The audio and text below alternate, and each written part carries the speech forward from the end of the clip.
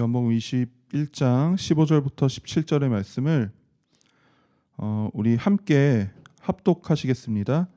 그들이 조반 먹은 후에 예수께서 시몬 베드로에게 이르시되 요한의 아들 시몬아 내가 이 사람들보다 나를 더 사랑하느냐 하시니 이르되 주님 그러하나이다. 내가 주님을 사랑하는 줄 주님께서 아시나이다. 이르시되 내 어린 양을 먹이라 하시고 또 두 번째 이르시되 요한의 아들 시몬아 내가 나를 사랑하느냐 하시니 이르되 주님 그러하나이다. 내가 주님을 사랑하는 줄 주님께서 아시나이다. 이르시되 내 양을 치라 하시고 세 번째 이르시되 요한의 아들 시몬아 내가 나를 사랑하느냐 하시니 주께서 세 번째 내가 나를 사랑하느냐 하심으로 베드로가 근심하여 이르되 주님 모든 것을 아시오매 내가 주님을 사랑하는 줄을 주님께서 아시나이다. 예수께서 이르시되 내 양을 먹이라. 아멘.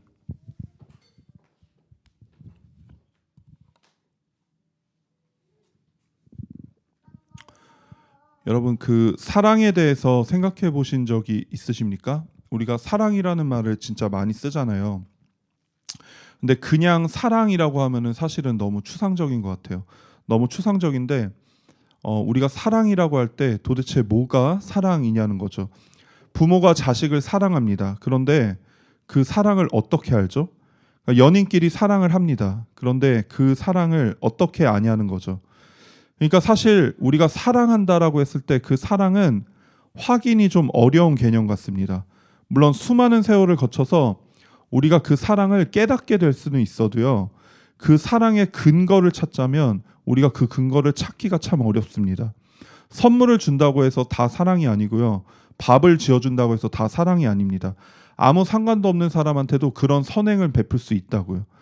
길을 안내해 주거나 뭔가 도움을 주거나 그런다고 해서 다 사랑은 아니라고 할 수 있는 거죠. 그러니까 사실 사랑이 확인이 굉장히 어려운 개념이라고 볼 수 있습니다. 왜냐하면은 사랑이라는 게요 원래 근거가 없습니다. 사랑이 왜 근거가 없냐면요 태초의 사랑이 그랬기 때문입니다. 그러니까 우리 주님이요 우리를 그냥 사랑하셨잖아요. 우리가 뭐 잘생겨서 예뻐서 사랑받고 귀여움 받을 만한 그런 행동을 해가지고 주님이 우리를 사랑하신 게 아니잖아요. 그러니까 주님이 우리를 그냥 사랑하셨단 말이에요. 그러니까 인간의 개념으로 이 사랑을 이해하려고 하니까 안 되는 거죠. 왜냐하면 인간은 항상 인과율이라는 거를 생각한단 말이에요. 원인이 있어야 결과가 있는 거지 원인 없는 결과는 없다고 우리가 항상 우리의 본능이 누가 가르쳐주지 않아도 그렇게 생각을 하잖아요. 그런데 사랑이라는 건요 때로는 원인을 발견하기 힘든데 결과만 덩그러니 있단 말이에요. 그래서 사람의 개념으로 이 사랑을 이해하려는 게 굉장히 힘듭니다. 그런데 이 사랑만큼이나 비이성적이고 비합리적인 단어가 존재하는데요. 그게 바로 믿음입니다. 믿음이 우리가 기독교에 있어서 정말 많이 쓰는 단어잖아요. 믿음으로 구원받고 뭐 어떤 사람 믿음이 좋고 어떤 사람 믿음이 나쁘고 뭐 믿음으로 승리하고 믿음으로 돌파하고 믿음으로 취하고 믿음으로 얻고 뭐 이런 얘기들 진짜 많이 한단 말이에요. 근데 사실은 이 믿음이요 바로 우리가 온전히 이해하지 못하는 사랑을 이해하는 굉장히 중요한 단서입니다. 우리가 믿음이 좋다고 할 때 그 믿음이 좋다라는 게 사실은 뭐죠? 어떤 사람이 믿음이 좋다라고 했을 때 그 사람과 하나님과의 관계가 좋다는 얘기잖아요. 그 사람과 하나님과 친밀함을 누리고 있다라는 말이잖아요. 그러니까 적어도 우리의 입장에서요 사랑이라고 하면요 믿음이라고 하면요 믿음과 사랑이 사실은 동의어라는 거죠. 이거는 인간사에서도 마찬가지입니다. 연애를 할 때 우리가 사랑을 하잖아요. 애인을 사랑하고. 근데 사실은 사랑을 확인한 것이 아닙니다. 사랑을 확인한 게 아니라 사랑한다고 믿는 거죠. 근데 근거가 되게 빈약해요. 그러니까 어제 이제 수련회를 했잖아요. 내 친구들한테 물어봤어요. 연애하는 친구들 손 들어보세요. 손 들더라고요. 남자친구가 친구를 사랑해요? 그때 사랑한대요. 왜 사랑해요? 그랬더니 자기한테 막 투정을 부린대요. 그게 사랑한다고 그러더라고요. 장난을 친대요. 그게 사랑하는 거라고 그러더라고요. 근데 사실 그건 그냥 뭐 장난치고 투정하는 거잖아요. 그게 사랑은 아니잖아요. 근데 사랑이라고 믿어버리는 거죠. 그러니까 사실 사랑의 정체가 믿음인 거예요. 연인과의 관계에 있어서도 사랑한다고 할 때 사랑한다고 믿는 거죠. 근데 사랑이 식었다고 할 때는 그게 뭐죠? 그 믿음에 금이 간 거죠. 의심이 생긴 겁니다. 그 믿음에 의심이 생기는 거예요.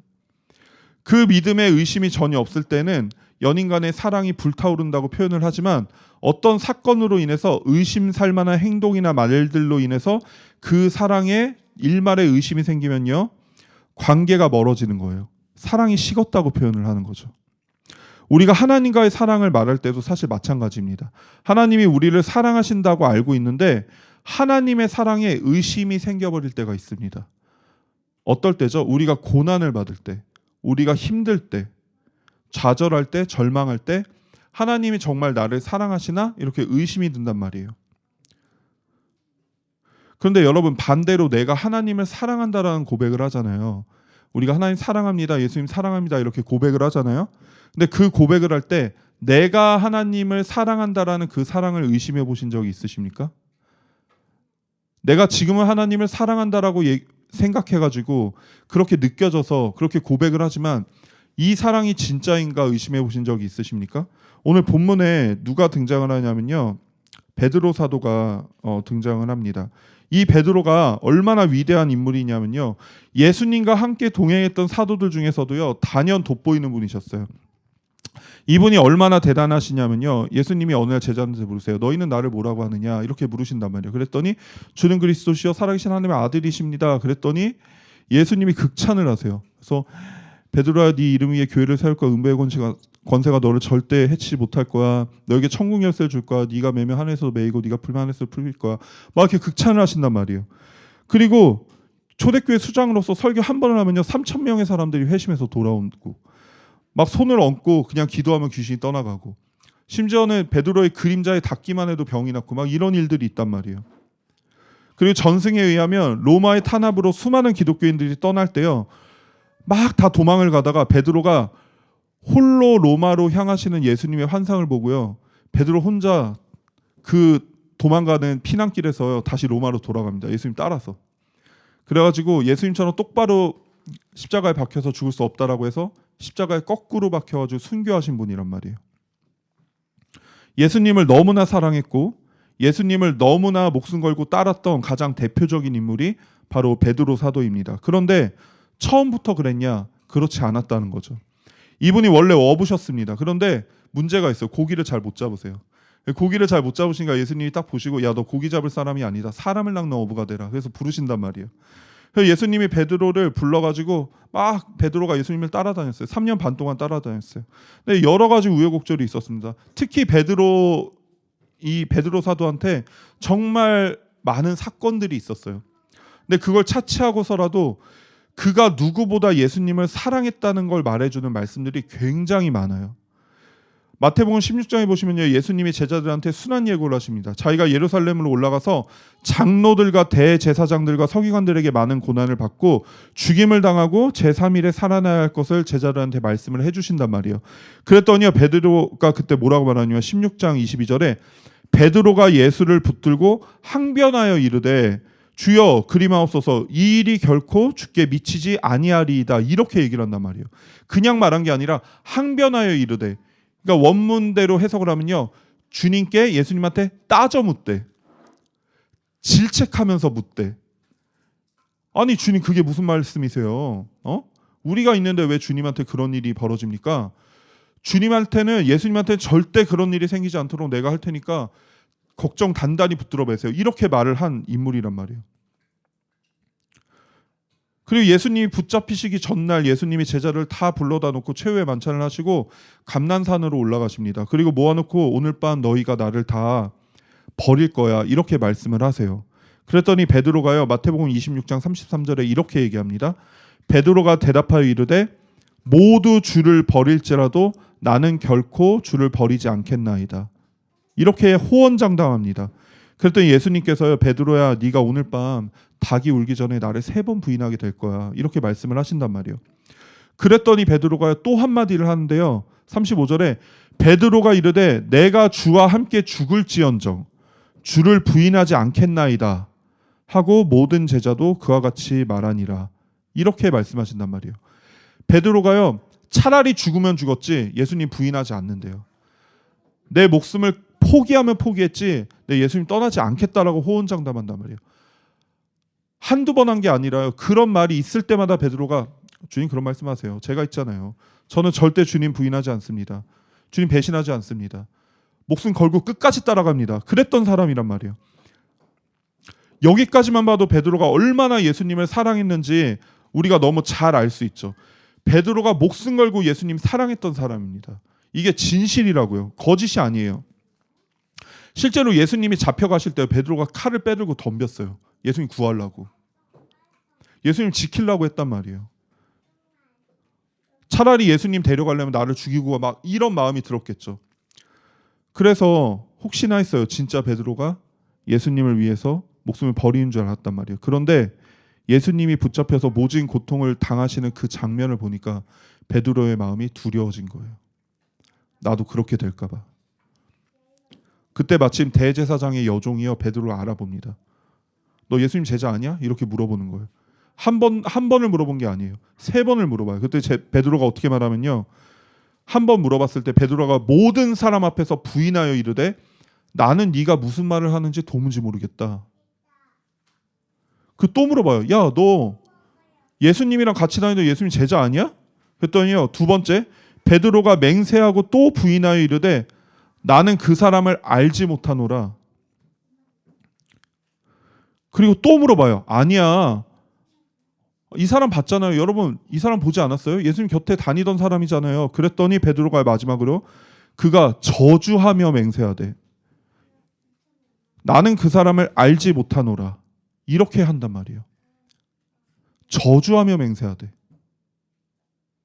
네가 무슨 말을 하는지 모르겠어. 나는 그 사람이 누군지 알지 못해. 내가 맹세하는데 내가 그 사람 알면 내 손에 장을 지질 거야. 내가 목숨이 끊어질 거야. 목숨 걸고 부인한단 말이에요. 예수님을.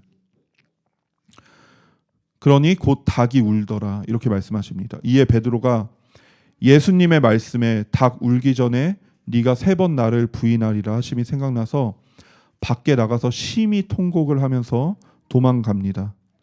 예수님을 사랑한다고 추워도 믿어 의심치 않았던 베드로가 예수님을 부인합니다. 예수님을 위해 목숨을 버리겠다고 장담했던 베드로가 살기 위해서 예수님을 모르는 사람이라고 말해버린 거예요. 나와 아무 상관없는 사람이라고 말했고요. 내가 저 사람을 알면은 내가 그냥 죽어버리겠다라고 말한 거예요. 여러분 지금 베드로에게 예수님을 사랑할 만한 어떤 요소가 보이십니까? 3년 반을 예수님과 함께 다니면서 어떤 순간에도 주님을 버리지 않겠다고 틈만 나면 말했던 베드로의 모습이 지금 보이십니까? 전요 이 베드로의 모습을 보면서 자꾸 제 모습이 오버랩 되는 거예요. 제가 지난날에 예수님께 수많은 고백을 했거든요. 주님 내가 주님을 어떠한 만족이 없어도 따라가겠습니다. 주님 내가 주님을 위해서 나의 유익을 취하지 않고 주의 말씀대로 살아가겠습니다. 그때는 저도 제 고백이 진짜인 줄 알았어요. 그런데 시간이 지나고 나니까 그게 진짜가 아니었더라고요. 제가 예수님을 사랑한다라고 말했던 고백들도 다 가짜처럼 느껴지는 겁니다. 비참합니다. 내가 이거밖에 안 되는 사람인가? 이런 생각이 든다고요. 지금 베드로와 같은 상황이죠. 너무 참혹합니다. 예수님이 3년 반 동안 동행하면서 제자 훈련시킨 결과가 이거라는 겁니다. 아무것도 바뀐 게 없는 거예요. 그리고 다시 베드로가요. 업으로 돌아갑니다. 업으로. 처음 예수님이 베드로를 부르시기 전에 그 직업으로 돌아가서 고기를 잡는데요. 물고기가 여전히 한 마리도 안 잡혀요. 이분이 여전히 물고기를 잡는 데는 재주가 없으세요. 근데 그때 주님이 나타나셔가지고요. 물고기가 잡히냐 그러는 거예요. 그때까지 제자들이 몰랐어요. 안 잡힙니다. 우편에 그물을 던져봐라. 던졌더니 그물이 찢어질 만큼 물고기가 잡힌 거예요. 처음 예수님이 제자들을 부르셨을 때 그 장면이 다시 재현이 되는 거예요. 똑같습니다. 그런데 잘 보시면요. 달라진 게 하나가 있어요. 달라진 게. 그게 뭐냐면요. 처음에 베드로가 예수님을 만났을 때는요. 예수님이 범상치 않은 사람이라는 것을 알자마자 베드로가 그 발 앞에 무릎을 꿇고요. 뭐라고 말하면요.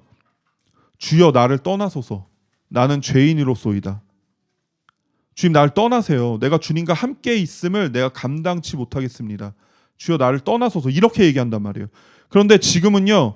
베드로가 예수님이 오셨는데요. 베드로가 예수님한테 주여 나를 떠나소서 이러지 않아요. 주님한테 떠나달라고 말하지 않습니다. 베드로가 감히 고개를 들 수 없었던 것 같아요. 그래서 차마 주님을 볼 수 없었을 것입니다. 그때 요한이 베드로에게 말합니다. 야, 예수님이야. 이렇게 얘기하는 거예요. 내가 누군지 몰랐을 때에는 주님 앞에 나아갈 수 있다고요. 그러니까 아까 말씀드렸듯이 나의 정체가 뭔지를 정확히 몰랐을 때는요. 가능성이 있잖아요. 내가 잘하면 칭찬받고 못하면은 조금 책망을 받아도 그래도 그 다음번이 있잖아요. 그러니까 그 가능성을 정확하게 확인하기 전까지는요. 내가 주님 앞에 계속 나아갈 수 있는 거예요. 그런데 내가 스스로 보기에 이미 평가 끝나버리잖아요. 베드로가 지금 그런 상황이에요. 내가 어떤 사람인지를 정확하게 알잖아요. 그러면 민망하고 죄송해서라도 하나님 앞에 못 나가는 거예요. 우리가 사실은 못 나갑니다. 아무 소망이 없는 사람인 걸 내가 알았기 때문에 못 나가는 거죠.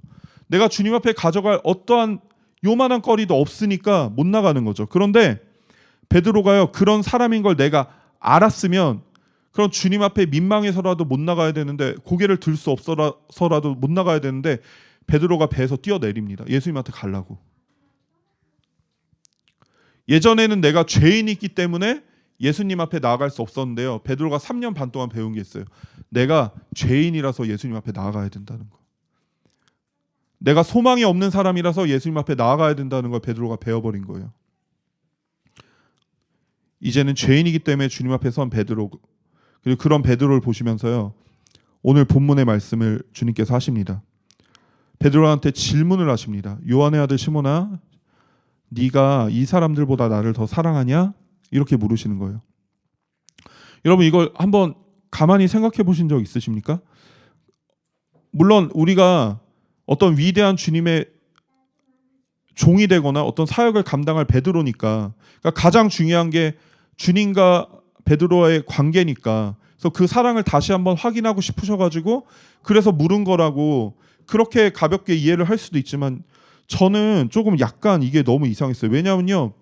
예수님이 이런 질문을요. 베드로한테 안 하셔도 돼요. 하실 필요가 없는 거예요. 왜요? 이미 결론이 났잖아요. 베드로가 예수님을 사랑하지 않는다는 거 이미 결론이 났잖아요. 사랑한다고 고백했던 그 모든 것들이 다 거짓말이었다는 거 이미 결론이 났잖아요. 그런데 예수님이 베드로한테 물으신다면 야, 네가 나 사랑하니? 여전히 물으세요. 3번이나 부인하고 도망친 베드로를 향해서 내가 주님 위해서 목숨도 걸겠다라고 호언장담하던 베드로 앞에, 그럼에도 불구하고 도망갔던 베드로 앞에 주님이 물으신다는 거예요. 아니 질문이 잘못되지 않았습니까? 상식적이면 이런 걸 물으셔야죠. 야, 너 나 부인했더라? 이런 걸 물으셔야죠. 뭐 날 위해서 목숨을 걸어? 내가 절대 당신을 부인하지 않겠다라고? 나만 믿으세요? 그랬던가? 이러면서 하나하나 따지셔야 정상이란 말이에요. 그런데 왜 말도 안 되는 질문을 하시냐는 겁니다. 우리 주님이 베드로를 더 면목 없게 만드셔가지고 확인 사살하시려고 이 질문을 하시는 걸까요? 야, 네가 나 사랑하니? 감히 베드로가 이걸 어떻게 대답하냐고요. 근데 그게 아니잖아요. 그럼 도대체 이 질문은 뭐냐는 겁니다. 누군가는 실패를 만회할 수 있는 기회를 주신 거라고 합니다. 하지만 저는 그렇게 생각하지 않습니다. 이게 지금 예수님이 이 질문을 통해서 베드로의 자격을 물으시는 게 아니라고 생각합니다. 지금 베드로의 결단을 물으시는 게 아니라는 거예요. 베드로의 의지를 확인하고요. 2번째 기회를 주시기 위해서 예수님이 이 질문을 하시는 게 아닙니다. 베드로는 이미 알고 있습니다. 사람으로는 할 수 없다는 걸 이미 확인을 했습니다. 그래서 예수님께서 뭘 보여주시는 거냐면요. 사람으로는 할 수 없으되 하나님으로는 할 수 있다는 것을 보여주시기 위해서 베드로한테 이 질문을 하시는 겁니다. 우리가 읽지는 않았지만 요한일서 4장 10절에 보시면요. 사랑은 여기 있으니 우리가 하나님을 사랑한 것이 아니요 하나님이 우리를 사랑하사 우리 죄를 속하기 위하여 화목제물로 그 아들을 보내셨음이라 이렇게 말씀하세요. 그러니까 뭐예요? 우리가 하나님을 사랑한다고 말하면 그게 사실은요. 우리가 먼저 하나님을 사랑한 게 아니라는 거예요. 우리가 사랑한다라고 말하는 그 자체가 하나님이 이미 우리를 먼저 사랑하셨대요. 하나님이 이미 먼저 우리를 사랑하셨기 때문에 그래서 우리가 하나님에 대한 사랑의 고백을 할 수 있다라고 요한일서에서 말씀을 하시는 거예요. 그러니까 하나님이 우리를 사랑하시니까 우리는 언제든지 하나님께 사랑의 표현을 할 수 있는 겁니다. 하나님이 어떠한 상황에서라도 우리의 손을 놓지 않으시니까 우리가 언제든지 우리의 사랑을 표현할 수 있는 거란 말입니다. 예수님이 베드로가 부인하는 그 순간에도요, 베드로를 원망하지 않으셨다는 거예요. 예전에도 사랑했고 그 순간에도 사랑했고 지금도 사랑하고 앞으로도 사랑할 거라는 걸 지금 예수님이 베드로한테 말씀을 하시는 거예요. 예수님께서 원래 베드로가 이런 죄인인 줄 알았어도 죄인인 채로 그냥 사랑하신 거란 말입니다. 그러니까 오늘 베드로에게 하신 네가 나를 사랑하느냐 이 질문이요, 사실은요, 베드로야, 나는 네가 나를 사랑할 수 없는 순간에도 너를 사랑했다. 너 그거 알고 있니? 이거 물으시는 거란 말이에요.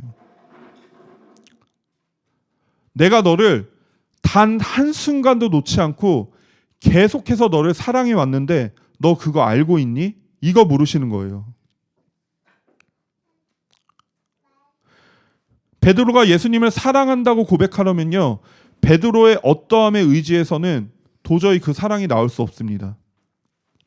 이미 자격을 상실했기 때문입니다. 그러니까 베드로의 고백은 다른 무엇에 의지하는 고백이 아니고요, 내가 어떻게 살아왔기 때문에 하는 고백이 아니고요, 자격에 의지해서 하는 고백이 아닙니다. 오직 예수님이 이런 죄인인 베드로를 이런 나조차도 여전히 사랑한다는 사실에 의지해서만이 베드로가 사랑을 고백할 수 있는 겁니다. 그래서 베드로가 이렇게 대답합니다. 내가 주님을 사랑하는 줄 주님께서 아시나이다. 또 물으십니다. 네가 나를 사랑하니? 주님께서 아시나이다. 또 3번을 물으세요. 네가 나를 사랑하니? 베드로가 근심하며 그 사랑을 고백합니다. 내가 자격이 없는 거예요. 그런데 베드로가 예수님의 사랑을 알아버렸어요. 예수님의 사랑을 알아버렸으니까 베드로가 고백할 수밖에 없는 겁니다. 주님 사랑해요. 오늘 읽으신 본문이요, 그래서 베드로의 사랑 고백이 아닙니다. 우리 예수님의 사랑 고백입니다. 사랑하는 더벅 여러분, 우리 주님이요, 우리의 자격을 시험하려고 이 자리에 우리를 부르신 게 아니에요. 우리의 의지를 확인하시려고 이 자리에 부르신 게 아니에요. 우리가 주님 앞에 약속했던 그 수많은 것들을 다 지켰나 안 지켰나 따져 물으시려고 우리를 부르신 게 아니에요. 주님 이미 다 알고 계셨어요. 이렇게 될 거 다 알고 계셨어요. 이렇게 살아라 저렇게 살아라, 너 이거 지켰냐 안 지켰냐, 너에게 자격이 있다 없다, 이거 따져 물으시려고 부르신 게 아니라요, 야 내가 너 사랑해, 이 한마디 하고 싶으셔서 오늘 예배 자리로 부르신 줄 믿습니다. 주님이요, 그거 하나만 알아야 돼. 우리의 어떠함보다 더 큰 결론이요, 그럼에도 불구하고 예수 그리스도께서 우리를 여전히 사랑하세요.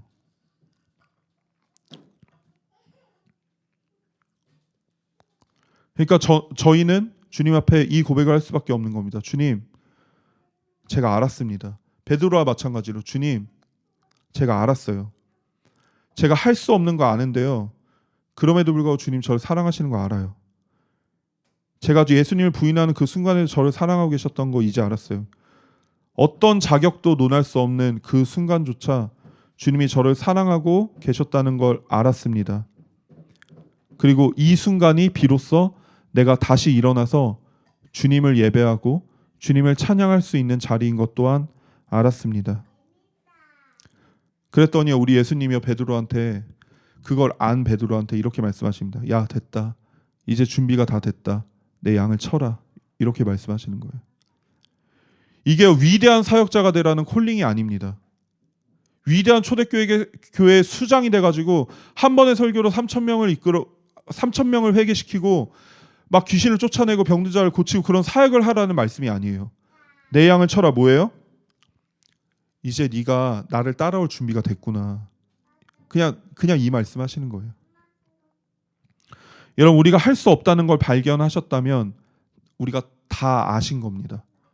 우리가 다 안 겁니다. 우리가 할 수 없다는 걸 발견한 그 자리가요, 진짜 예수님을 경험할 수 있는 자리란 말입니다. 우리의 신앙은 여기부터 시작되는 겁니다. 이전에 부끄러웠던 나의 고백들, 기억들, 예수님께 송구했던 그 자리, 불순종과 죄악의 모든 현장에서 그럼에도 불구하고 여전히 우리가 주님께 사랑을 고백드릴 수 있는 것, 그건 그 순간에도 여전히 우리 주님이 우리를 사랑하셨기 때문입니다. 우리 더복이 그런 사랑을 고백드리는 공동체가 되길 소망합니다. 그럴싸해 보이는 위대한 신앙의 고백의 자리가 아니라 넘어지고 깨어진 그 자리에서 우리의 민낯을 낱낱이 발견한 그 자리에서 그럼에도 불구하고 여전히 주님을 향한 사랑을 고백드릴 수밖에 없는 우리 더복이 되기를 예수님의 이름으로 소망합니다.